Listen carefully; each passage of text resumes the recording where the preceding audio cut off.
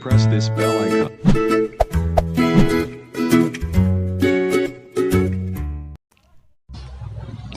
Assalamualaikum warahmatullahi wabarakatuh. Kisah Nabi Salih alaihi salam. Hiduplah satu kaum bernama Tsamud, sebuah negeri Hijr, yaitu daerah yang terletak antara Madinah dan Syria di atas pegunungan berbatu. Kaum Tsamud ini keberadaannya setelah kaum Ad, kaumnya Nabi Hud. Nabi Salih adalah nabi yang diutus untuk kaum Tsamud. Allah telah memberikan kepada kaum ini rahmat yang sangat banyak. Mereka diberikan kekayaan dan kemakmuran, kebun-kebun dengan mata air yang mengalir, pohon kurma yang mayangnya lebat berbuah, binatang ternak yang jumlahnya berlimpah. Mereka membuat rumah dan istana-istana megah dengan membuat lubang dan memahat batu-batu gunung menjadi tempat-tempat yang megah dan indah. Sungguh tempat tinggal yang kokoh, indah dan menakjubkan karena tingginya nilai seni dan menjulang tinggi seperti tingginya bukit dan gunung-gunung. Kaum ini sangat cerdik, kreatif, sehingga lebih makmur dan sejahtera dibandingkan dengan kaum-kaum lainnya di masa itu. Akan tetapi, sebagaimana kaum-kaum sebelumnya, kaum Tsamud ini selalu membuat kerusakan, kesombongan, dan menyembah berhala. Mereka melupakan Allah, bahkan tidak mau menyembahnya. Justru mereka menjadikan batu-batu sebagai berhala yang disembah-sembah. Allah mengutus seorang nabi yang bernama Salih bin Ubaid bin Jabir bin Tsamud untuk menyampaikan ajaran agama kepada mereka agar mereka menyembah Allah Subhanahu wa Ta'ala dan tidak menyekutukannya. Nabi Salih alaihissalam mengajak kaum Tsamud untuk menyembah kepada Allah dan berbuat baik kepada sesama manusia. Ajaran dan seruan Nabi Salih alaihissalam ini menjadi kaum Tsamud terpecah menjadi dua golongan.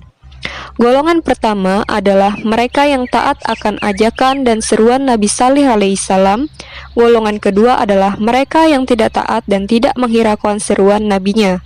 Golongan kedua ini mereka bahkan mencaci maki, menghina, dan menentang Nabi Salih alaihissalam. Mereka minta bukti kalau Nabi Salih benar-benar seorang nabi. Allah memberikan mukjizat kepada Nabi Salih alaihissalam berupa seekor unta betina. Unta ini sangat bagus, gemuk, dan menghasilkan air susu yang tidak habis. Kemudian Nabi Salih alaihissalam memohon kepada Allah agar diturunkan mukjizat sebagai bukti atas kenabiannya. Allah mengabulkan doa Nabi Salih alaihissalam.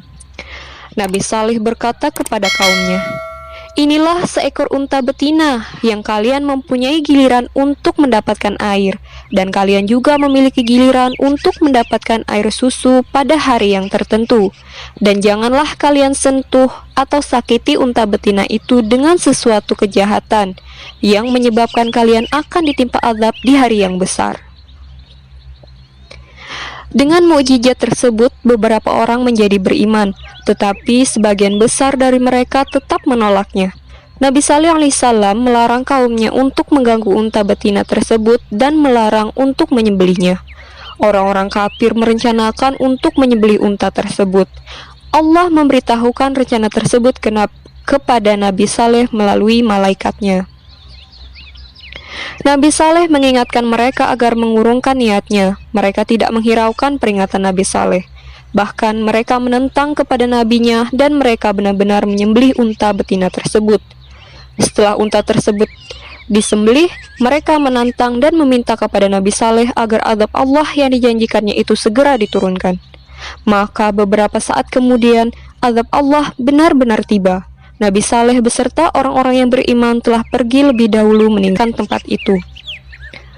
Allah menurunkan azab kepada mereka berupa suara yang keras mengguntur seperti sembaran petir yang sangat dahsyat, yang menghancurkan semua isi negeri itu seolah-olah seperti rumput kering yang dikumpulkan. Allah Subhanahu wa Ta'ala berfirman dalam Quran surah Al-A'raf ayat 73 yang artinya, "Dan kami telah mengutus kepada kaum Tsamud saudara mereka Saleh. Ia berkata, Hai kaumku, sembahlah Allah, sekali-kali tidak ada Tuhan bagimu selainnya. Sesungguhnya telah datang bukti yang nyata kepadamu dari Tuhanmu. Unta betina Allah ini menjadi tanda bagimu, maka biarkanlah dia makan di bumi Allah, dan janganlah kamu mengganggunya dengan gangguan apapun, yang karenanya kamu akan ditimpa siksaan yang pedih. Hikmah yang bisa diambil dari kisah Nabi Salih alaihissalam yaitu setiap orang yang durhaka kepada Allah akan menerima siksaan dan azabnya. Selanjutnya, setiap orang yang beriman pasti selamat, sebagaimana pengikut Nabi Salih yang beriman kepada Allah. Setiap Nabi Allah memiliki mukjizat sebagai bukti atas kebenaran Allah. Kita harus berhati-hati terhadap kenikmatan dan kekayaan, karena dapat membuat kita sombong dan lupa terhadap Allah.